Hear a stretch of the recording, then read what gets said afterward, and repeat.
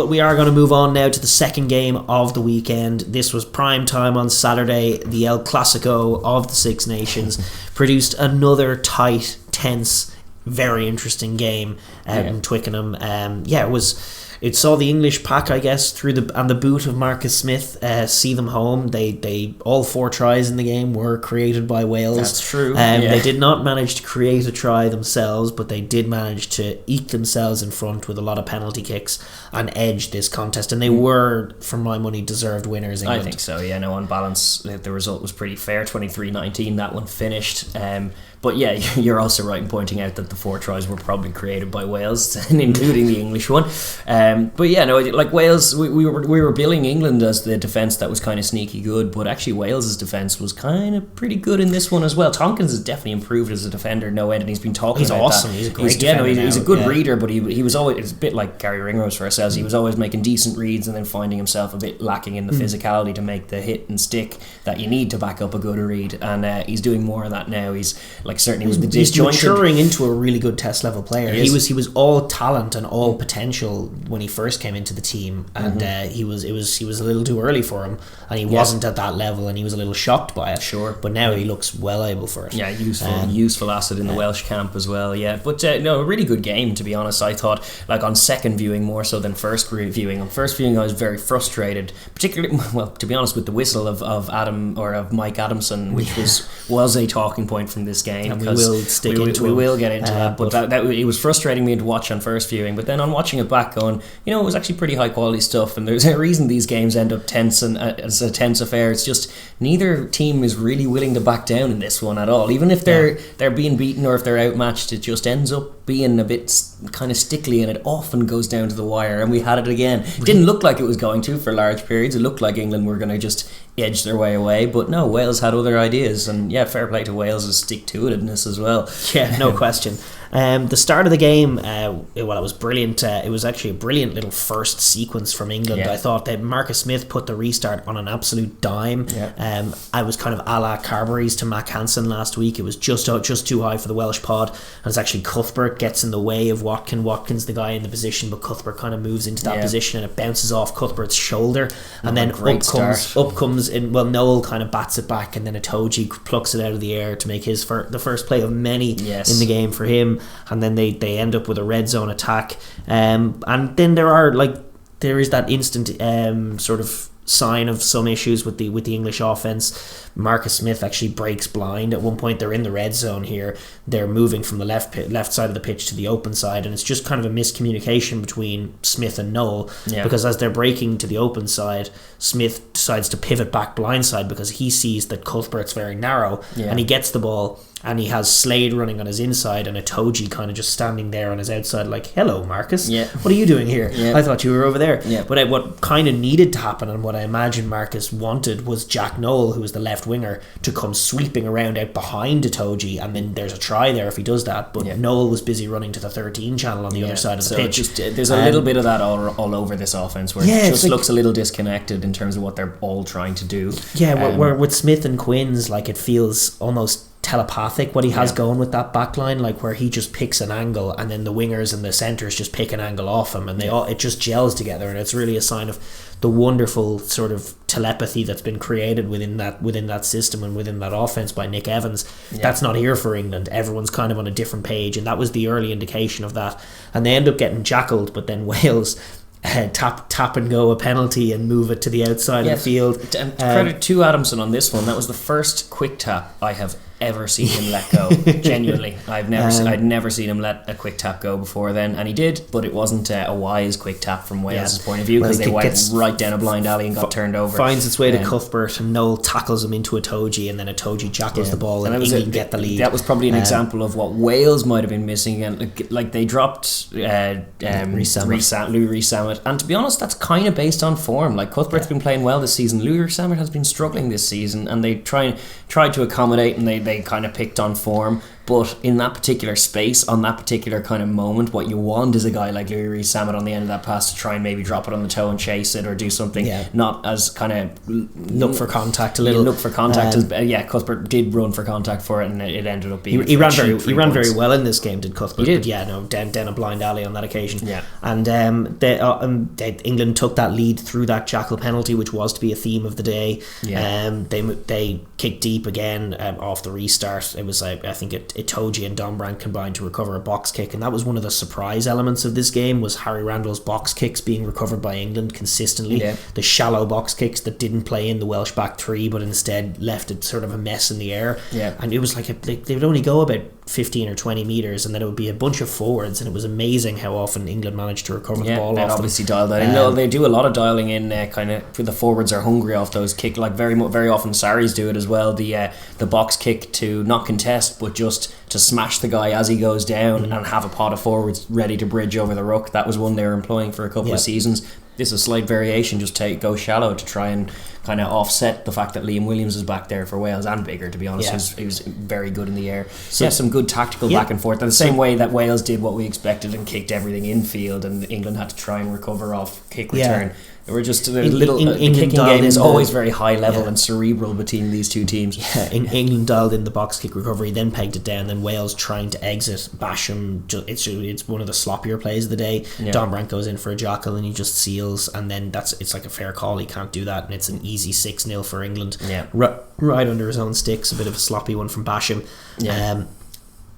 And then sort of what happened was the very next thing that happened is Wales actually had their first moment of the game off a Stewart drop. They kicked it into the corner. Daly was forced to he was a little lethargic in dealing with it, kind of picked it up soon and then was bundled over for a scrum 5. And then we have to talk about Mikeson here. It happens here. This is, and like Welsh fans, I'm sure, were howling derision. But it doesn't even start with what was ended up being a very annoying one. But it's the scrum, and you won't be able to cite anything specific apart, like in terms of like if you're World Rugby reviewing the performance. Did he do anything wrong? Maybe not to the letter of the law, no. But he does just. Like too much communication, wrong-headed. Like the first scrum was okay, then he reset it for no good reason, moved them further apart. But this is it. I was trying to pinpoint exactly why, because it's a consistent thing at the scrums with Adamson. So you're looking at it going, why? What is it about this guy and not being able to set a scrum? Because it's still the same props. But actually, like when you watch it back, you can see it's actually a pretty simple thing. The front rows are ready to engage in this opening scrum after Wales. It's a Welsh scrum attacking 5. They're ready to engage. They're less than a metre apart, but they're pretty close. They're unbind. They're all comfortable and they're ready to scrummage. And he blows his whistle before setting the scrum and comes into the middle and decides to lecture them on giving them a wider gap. He's really paranoid about encroachment on the pre-engage. And I'm trying to understand why, because actually by the time the game got to its end, they were only that far apart for all of the scrums that then started becoming scrums again. And it didn't look inordinately close. And then what resulted was they did take an extra step back, and they all ended up like kind of flat-footed a little bit or stretched out, and then the scrums were going down. And actually Sinclair in particular was annoyed with it. He's kind of a shorter guy as well, but having to give that much space, it's not supposed to be 2008 where you come flying into each other. So they're still only kind of gently going in, but they're too far extended. And so it ends up just being this kind of bizarre situation where a one prop is falling at near enough every scrum because they're too far apart. And Adamson, for all of his intervention of paranoia about encroachment, if he'd said nothing at all, the scrum would have been much better. That's it. And you can't cite that as an error, but then the one that I will cite as an error, and it goes back to that quick tap thing, is that from the ensuing fidgy-widginess where we didn't actually get to see a scrum, a penalty is awarded to Wales, rightly or wrongly before any of that, but it's penalty Wales anyway. And England are not alive to the play, not alert. Adamson isn't alive, alert to the play, but Wales are, and like last year they tap and go and crash over for a very good let's punish England for being sleepy try, except no, the ref isn't alive to it and doesn't allow it and whistles it back for no good reason. I just when you're combining that fidgy-widginess, that set piece that everyone's railing against, you want quicker scrums anyway, and you're unnecessarily meddling to make it messier and be more confusing, then off the ensuing penalty not allowing for it to go quick. And it just creates those games that are just so frustrating to watch. I'm sure very frustrating to play in, where it's just so stop-start that how could you have any rhythm? And then if you don't have any rhythm, then suddenly the 12 or the 13 hasn't touched the ball in around 6 or 7 minutes, and then he drops it, and now we're back to scrums again, and it's just a self-fulfilling prophecy of like no momentum in this game. And Adamson's games are like a what's what of that happening. I mean, regardless of the teams he's reffing. But anyway, we won't linger on him. But that was a real issue anyway at that point. And as it was, Wales didn't get their score. They didn't get their quick tap try. They kicked to the corner again from it, and they didn't end up scoring from it, did they? No, I think Ewells actually managed to. They went for England. Destroyed them at the line out, and they did it by encroaching. Ironically, for all of his paranoia about encroachment at the scrum, he was blissfully unaware of encroachment at the line out. Or encroachment from the kick, because actually Bigger kicked us to the corner in that instance, and he wasn't on the mark. He was ahead of the mark. When he's allowed kick to the corner if you're ahead of the mark, you're just not allowed tap and go. Adamson just moves the mark every time you tap and go on him. But anyway, we won't linger on that, Shane. Yeah, I know. They went for one of those clever lineouts where you try and throw it without a jumper to two. But to be fair to Ewells is just looking up and going, aware of it. I think they're going to do exactly that. He puts his big paw in and shuts it down, and they catch Wales off. It's a great defensive set, but as you say, unfortunate that Wales weren't allowed that. Wales didn't want that set piece. They wanted the try they had just scored. But then one of the more interesting moments, and this goes back to my probably harsh criticism of Cuthbert, because Cuthbert has been getting a lot of praise for his performance, and rightly so, because he looked very dynamic. And it was off that next play that England did a box kick exit. It went infield, and Cuthbert had like this bustling run where he sits down his first two players that are there in front of him and tears downfield before eventually being tackled by Freddie Stewart at the 22, and then he's poached by Cowan-Dickey. And there's a couple of problems with this. The first is that he as he busts through, he does amazingly well to make the space. He's in the open field, he's running, and instead of looking up, he beelines for Freddie Stewart and tries to perp him and gets tackled. And for I think on 4 occasions in this game, he took the ball into contact and got poached. And they were talking about his run meters. I think he had something like 170 run meters in the game, and I think all of them at the ensuing ruck ended in an English turnover. But on this occasion, instead of beelining to Freddie Stewart, he should have looked to his left, because Josh Adams was hugging that touchline with his arm up, and there was nobody looking. He could have just floated a pass. He actually had the room, even if he wanted to kick it. Probably the pass is the better option there. But he should have tried. You got to find the man. You got to find Josh Adams. Yeah, exactly. It was a try, and that was one of those ones that Wales need to be taking those nice. Well, that was it last year. They're taking those tries. Yeah. This year they're not, and that's kind of the difference. Swings and roundabouts, but you got to be accurate in those moments, particularly in Twickenham. You got to take every point that's going, and already Wales kind of a bit profligate with their chances early doors, and struggling to keep in touch then with England, as they were just kind of chipping along, happy to take 3 points, because the Welsh defence were kind of bottling them up for the most part. But there was some kind of probing Marcus Smith offence towards the tail end of the half. It was a lot of it was off that kick return though, because that infield kicking was a factor. They weren't, and we were highlighting it before, just Wales will refuse to give England any lineouts by their own volition. They will kick everything infield, and they did by and large, and it just meant you had to try and dial in. We saw Freddie Stewart trying to get his kick return game going. You saw Marcus Smith then trying to launch off that ensuing play, and it's just even tougher for a fledgling offense to do that off kick return than it is off set piece. Off set piece you have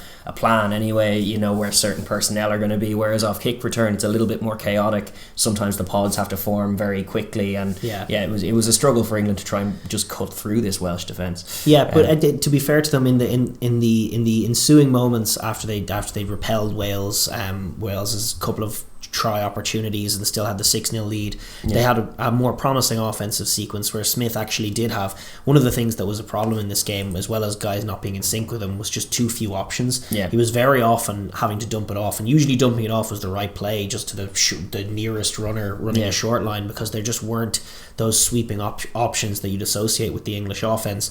But on one occasion he did have 2 different options to his right, and on that occasion he was able to stand up and step Adam Beard, slip another pass away, which he did lovelily on 2 occasions, and put a man through the hole. I think it was Jamie George. That ended up in a long protracted sequence of England being down in the Welsh half. I think Wales managed to repel them once, but then they did a good box kick recovery, managed to slide the ball down into the corner with another probing offensive kick, and they're still, one of the things about this England team, especially in the absence of Tuilagi, is they're still very good with the little offensive kicks. They are, yeah. And they put one in behind Liam Williams, forced him to take it out into his own in goal, and then set up the drive, which probably should have been a try, where they played very good, very narrow. There was good tempo to the offense. Smith was probing, they were all probing. Don Brandt got some huge carries, and it was going to be a try until Liam Williams just decided that it wasn't going to be a try.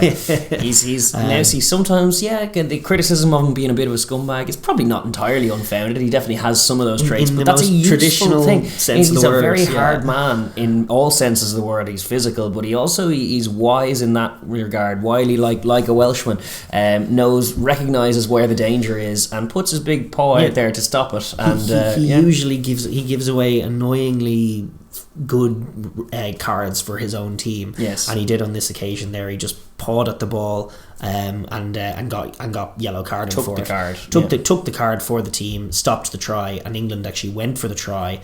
And then this was the second of the long protracted scrum breaks. It was 4 resets from Adamson. And this is where all of the good play that had been going on, the interesting kicking games, some great English attacks, some great Welsh defence, just gone. Yeah, and a chunk of the sin bin forgotten. All of the rugby that was going on was forgotten because of all this stoppages. And there was an injury, and Adamson waited for an injury to end, then went to a TMO to check if the ball had been grounded in the previous play, or I think it was to check to carded Williams. England go for a scrum, resets it 4 times, and a winger hasn't seen any of the ball in, I think, about 10 or 12 minutes now, or something ridiculous in real time. In game time, I think 3 minutes were off the sin bin by the time the scrum got set. And it was a bit of clever play from Wyn Jones, because he was still doing this mind the gap business, and Sinclair's obviously really stretched out as a kind of a stocky guy that he is. He wants to get in tighter, and there's nothing wrong with that. I don't think the gap needs to be as long as Mikeson thinks it should be. And Wyn Jones just does the very clever thing of, instead of engaging, just taking a step back, and it's on the far side, and of course guess who misses it. But Sinclair is just annoyed and stands up and is like, oh come on, I can't, and then penalty against you, Sinclair. And that's exactly the kind of penalty Wales do tend to get against England, and it will tilt an English pack very quickly. It will certainly tilt an English tight head, that kind of shenanigans. He's just reading what's going on in front of him. This guy is going to buy it if I take a step back here. He's going to get Sinclair, isn't he? And sure enough he did, and Wales managed to escape, and it was a big enough play in the match because it kept it going. Geez, it could have been such a swing, and then it vindicates entirely Liam Williams. That coupled with Liam Williams' decision then vindicates the card, because they get through. I think they did concede 3 points during that sin bin period, didn't they? Yes, but towards the very tail end. Towards the end of it, but it was only 3-0 that they lost it. So ultimately, yes, total vindication for the very cynical slapping play that Liam Williams did contribute there. But they did survive, which has kind of been a theme of this Welsh team this year, is just kind of get out of jail free cards and then eventually not quite coming good. But they do have a lot of hustle about them, all about the pitch, to be honest. It's very admirable how much you can't write them off, and how many kind of wily and clever little plays they'll do to try and just save themselves in desperate times. And yes, as you were saying, to contrast with Scotland and the panic button being pushed, Wales, just even when they're under the cosh, don't tend to panic like that. In fact, they come up with pretty clever, shrewd stuff by contrast. And I think during the sin bin period, we did see, probably, and from an Ireland perspective, a little prelude into what this English offence, this particular iteration of the English offence, can be and probably will be at its best. When off kick return, they were in this. They moved the ball smartly to one side of the pitch than the other. So Smith went dancing down the right hand side of the field and fed Malins. It was actually off a scrum, my mistake. So Smith danced down the touchline, fed Malins, and they went down the right hand side of the field, caught a couple of Welshmen there, and then Smith got back into position, went back as the trail runner in the screen off a Toji, and then all of the back line were sitting really deep outside him, and then they showed what they can be is the quality of pass to basically stretch the whole field. Smith got the ball down near the right touchline, fizzed a pass to Slade, which was about a 10-12 metre pass, and then Slade with another kind of 15 metre pass out to Daly, all sitting too deep, forcing the Welsh outside defence to come up, and the backfield crucially to come up and respect the chance that they're going to run it. And then Daly, of course, can just drop it onto the toe, put a beautiful kick in behind, and that's kind of what England, I think, can be. I don't think they need to be to run it from the midfield everywhere. Obviously off set piece things are different, but what they can be is kind of pull your backfield around enough to trust one of those midfield guys to put in a really quality kick, and Daly did on that occasion. To be fair, that's been the balance of them. Like even during that World Cup campaign, when they were either having Tuilagi in to give them ballast, or when they were rotating doing the Ford Farrell Slade thing, then they became a bit more of a sit deep, try and probe you with attacking kicks for the wingers to chase and that kind of stuff. Yeah, they have really, that really pendulum. Good, they do disrupt it. Yeah, absolutely. And then one other aspect of this offense is obviously the telepathy between Dombrandt and Smith in terms of their club level stuff, and he runs good lines off him. But also, and it's not a club relationship, but actually Malins seems to get him. Yeah, and it's been the last few weeks. Malins does seem to understand what he's doing. He's often there as the guy that Smith finds with the pass. So it's a good little bit of fledgling telepathy at test level between those two, and obviously more minutes, more reps, you'll see more of that. So yeah, from an Irish point of view, as you were saying, something to watch out for in a couple of weeks' time in Twickenham. Yeah, indeed. The first 9 points for the 9-0, by the way, were all defensive penalties for England. It was the second ceiling one against Rowlands, but again under pressure on the jackal from Dombrandt. You kind of give credit to Dombrandt for getting in there and making that happen. Exactly, yeah. But it was their offense, for all of its probiness, wasn't yielding them any points. Incisive. And it's true as well. Like with that centre partnership that we were highlighting, yes, they do have that ability to discombobulate your backfield and probe with kicks, but what they don't tend to have, which they do in spades with Tuilagi, is just the ability to sit you down. Yeah. Sit you down hard. They would have scored were it not for the Liam Williams yellow card and the ensuing ridiculousness at scrum time. They would have got a try there. True. So it's probably a little bit of an anomalous stat in that sense. But at England, ultimately, I think there was a lovely and exact replica of that play, only this time with Slade in the kicking position, and it was a 50-22, and that led to them nearly scoring again when Wyn Jones managed to shut down that 52-metre maul. That was one of my favourite plays of the game, actually, after England pegged the corner with the 50-22 towards the tail end of the first half, and then they tried a trick play off the line out where Itoje popped it down to Laws to try and form a maul, and Wyn Jones was just so wise to it, he just sees the ball coming down and just yanks Laws to the floor. He was sniffing out everything. He yanked him straight to Faletau as well. He almost moved him to Faletau, and Faletau got the jackal steal, and they managed to repel them. He's one of my favourite players. He's so sneaky. He is very sneaky. As props come, certainly as Luke said, props come. He manages to fly under the radar more than most would in terms of those little wily plays that you got to give credit for. It's very frustrating when he does it against your team and you're like, you can't keep getting away with it. But when you get away with it, it's a really good play.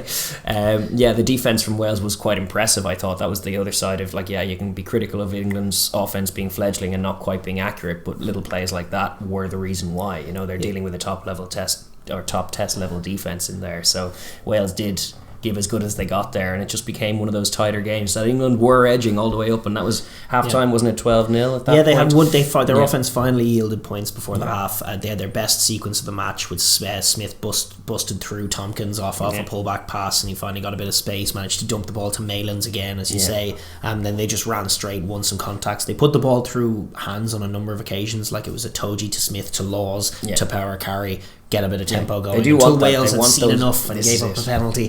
Wales have the wisdom to at least give up the penalty and not anything more. But it's good to see England's forwards are keen to put it through those hands like that, and just there were little glimpses, and there have been in all three of the games, of what could be about to happen in England, but it is just a coulda, woulda, shoulda, and Wales made sure it was only a coulda, woulda, shoulda, because as soon as it looked like it was going to be anything more, it became a penalty that had to be given because Wales would kill it. So they kicked the 3 and it was 12-0 at half time, and it looked like they were just going to cruise on because it didn't look like Wales were going to be able to break them down themselves. But the second half told a different story. It did. Initially it was all England, obviously. They got on top of Wales, they put the ball in the corner. It was Malins again combining with Slade this time, worked down the right hand side, and the Welsh defence basically they did front up, but Smith dabbed it into the corner, and then obviously this line out happened, and it was a very curious little manoeuvre from Itoje. It worked. It was I can't believe they didn't review it. He just shouldered Beard comes running up and he's ready to jump, and just as he jumps to Itoje, because they'd been trying it all game, they'd been just like, how much can we get away with this? And then Itoje was like, maybe even this much. And then the ball sailed over to Dombrandt, and Elias probably shouldn't throw it. I think it's one of those ones where when you're trying to overtime it to get it right on the tip of the jump and there was no contest, probably very harsh. I'm probably stretching really that to call this a Welsh error is probably a stretch. It should have been a penalty. But instead he overthrows it to Dombrandt, who gathers it brilliantly and does finish. Some people were saying he didn't get it down. He absolutely got it down before the sliding tackle. Yes, that's true. I know he did get it down. But I mean, how do you not review Itoje walking through the line out, shouldering the same credit you were giving to Wyn Jones, give it to Itoje. If you get away with it, it's just a good, clever play. It was like I remember watching Leinster play a game against Leicester many years ago, where like we stole all of their lineouts, but the way they did it was just by playing the arm. And just both of them were playing. They would just go up and play the arm every time and get away with it. And it's like, the ref's not looking. The ref's not looking. Can't get mad. Same story there. It's a case to be made in that instance for the old captain's challenge could be dusted off and brought back, but it's only for refs of a calibre of this guy where that is somehow missed and not reviewed. Of all the 50 odd, what was the stat you had? He has 2 Six Nations games and he's given 50 penalties. In total. Not that one. That glaringly obvious one managed to slip through the cracks, but there were 50 other penalties over the course of 2 games. That was a bizarre moment, and obviously you'd feel aggrieved if you were Welsh, not least because of that. And then you go back to the one I was highlighting, the quick tap try that they'd scored that wasn't rewarded, all of that stuff. So you would be feeling aggrieved at that point, but it was well taken by Dombrandt, gratefully taken by Dombrandt, and that put a bit of daylight then, a fair bit of daylight at this point. It looked like good. Well, it was good 17. Game. It was 17-0. Just looked like handshakes time. But credit to Wales, like that is a bigger gap than Scotland were facing when they were kind of hitting the implode button. But Wales didn't. They kind of stuck to their guns and didn't panic at all, and managed to they had a purple patch that came. They were repelled, but eventually a little probing kick got them an offensive set where Williams kind of forced Malins to take the ball out into touch, and then they got a red zone set, and they were very patient. They stuck to their guns. It was Tompkins who had another great carry, as he always did, that kind of gave them a bit of impetus. That was what set up the red zone drive.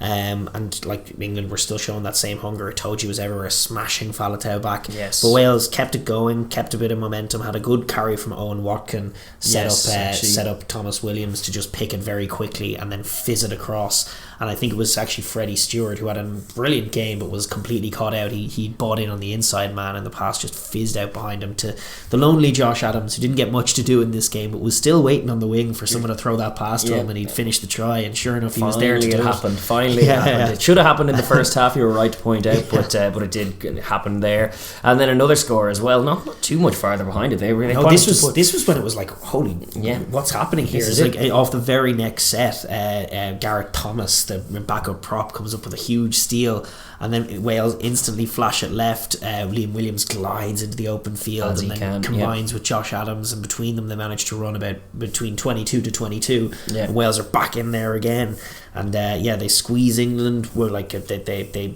get a penalty, kick it to the corner, squeeze them, work it to the posts, and then Tompkins takes a very well deserved try. He definitely deserved one for the amount of defensive work he got through. He's making tackles for days as well. But just over the course of his couple of seasons, it's good to see him crash over against the English, to be honest. And fair play to him.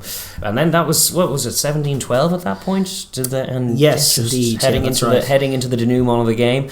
But guess who? I mean, and listen, this is why I'm being harsh on him, but like if you rewatch the game, he comes up with some clutch mistakes where Cuthbert, our best friend, after turning over England in the 22, gets the ball in a bit of space, and for the 4th time in the game turns the ball over, falls on the wrong side. Noel poaches him this time, and it is a criticism. Like he trucks it into contact, like he carries brilliantly, and there is reason to reward him for this game and be proud of him, because he ran very, very well. He beat defenders. He's a great runner, but he needs to smarten up in terms of his breakdown, in terms of his work. Like when you're a ball carrier, you have a responsibility, probably first, more than any cleaner, to protect the football. And he falls forward and then tries to fight for the extra yard, like he's an NFL player going for a first down, but it ends up presenting it to Noel basically, instead of fighting to get the ball back away from the English jackal defence. And England get like their 4th kickable jackal penalty, which is really what the difference was pretty between the criminal, to be honest. sides. There's playing too much rugby in your own half, as the old adage is, but Yeah. it's also just inviting the English game into it. And they were able to chip a cheap enough three, very cheap which three. felt like the game right there. Yeah, well, it just burst the balloon of that momentum yeah. of the comeback. 20. Suddenly, it's 20 points to 12. It's not a one-score game anymore.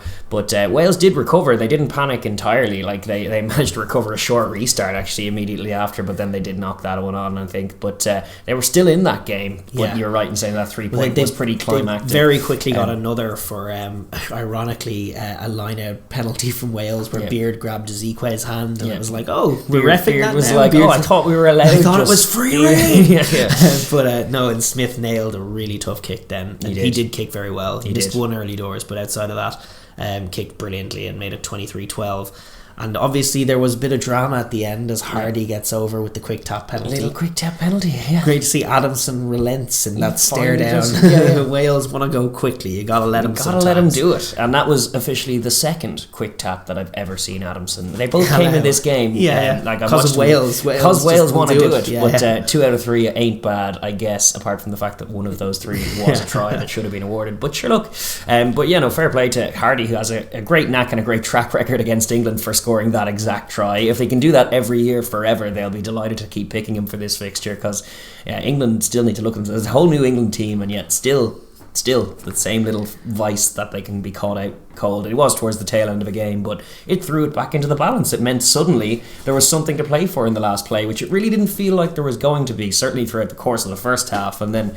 even after those couple of 3-pointers to push it out to 23-12, it felt like game over, handshakes time. But suddenly there was something thrown back into the mix. Gave up too many red zone tries, didn't score enough tries of their own, didn't really score any. Did manage to probe, but saw the win home. And to be fair, Itoje, what a deserved figure to come up with that game winning jackal at the end. Marcus Smith got man of the match. He played okay, as winning tens are wont to do. He kicked extremely well, like even down to the opening restart, but especially the kicks from the tee. There were some clutch ones in there, and he did start getting things going. He did get them moving forward, kicking and screaming a little bit.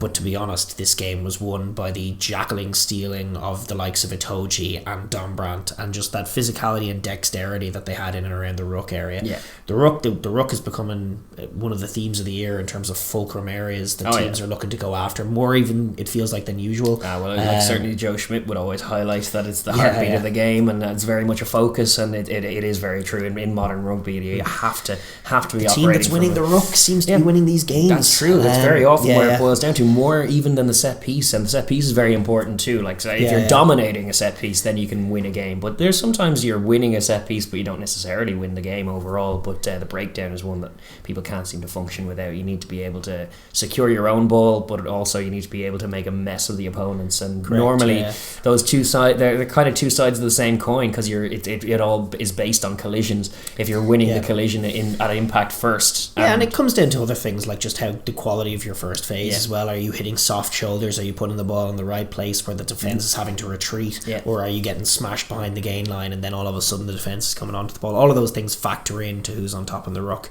But it was very much the point of difference in this game. And it is definitely something that Wales have gone from massive strength over the last 10 plus years in that area to slight weakness in these matchups. Neither of their flankers played well. Moriarty and Basham both tried, but both gave up cheap penalties in bad moments. They just lost their individual battles, and that was the winning or losing of the game. For Wales are traditionally a powerhouse, and they certainly recognise the importance of it, and they still give as good as they get. They still get plays off in the breakdown every now and then, even in games that they lose it in. But it's becoming more and more of a trend that they're operating with less and less of the ball and having to be more clinical with it as a result. But it kind of stems from the fact that their breakdown isn't quite as secure as it needs to be. Whereas England, by contrast, for all of the criticisms of maybe being disjointed, not being the finished article and whatnot, they're coming at it from a very, very good base anyway. They're former World Cup finalists in the last World Cup. They've kind of done a rehaul, a refurb. They have so many young, talented players in that squad now. And yet the nuts and bolts are still pretty good. Scrum's pretty good, line-out's pretty good, and breakdown very, very good. Correct. So exactly. So they should be confident that they need to get sharper on offense. There's no doubt about that. They just need to refine that sort of flowing tempo, and then those options, those relentless options that guys are supposed to have on the offense that just weren't there. It was very much kind of Smith going down blind alleys, sometimes nobody running off him, and like he'd make something happen and link up with someone, but it was just a bit helter-skelter. They need to settle down. I don't know, actually it escapes me now who was the guy Eddie Jones brought in this time around to take the offense. I think it might be a league guy. And considering the fact that they had to go through so many multi-phase sequences in this game, perhaps not the wisest thing, but they are going to need to figure that out. That's true. Well, they're going to come up against a couple of mean offenses now in the last couple of weeks. Defenses too. Like Ireland are looking physical. They are. And France are looking mighty. That Edmonds defence is going to be a big challenge for the couple of weeks coming. But in a very good place, and 2-1 for England means they're very much still in the hunt. It puts them in a good position now with the home game to come, and then a big daunting trip to Paris. Fair play to England. They were good value for this win, and credit to Wales as well. They stuck to it in all the ways, as we were saying, that Scotland managed to not do. They showed real good maturity and really good calm, and dug themselves out of it and put themselves in position to win a game that really you feel like they had very little right to. But that is one of their best traits, is their ability to do just that. It is. Unfortunately, they had to bow out of their title defence this time around. It's not going to happen for them, but they're not as all is not doom and gloom in Wales. They have some serious potential. They got some young guys coming through, and they do have grit and wisdom in their team, which is not to be undervalued. No, it's a really good thing. It's like traditions in teams, and the ethic of a team is very much kind of stamped, and it goes through more generations than one, and it's just very good traits all throughout this Welsh team. Obviously they are a little bit overmatched sometimes, and just so many injuries, so many key injuries that still lingers over them. But that was that game. Congratulations to England. They just about deserved it. Rode their luck at times, but they did just about deserve it. I think so, yeah. Despite some messy refereeing, it was a compelling showdown. Definitely. Well won by the hosts, and that wrapped up Saturday.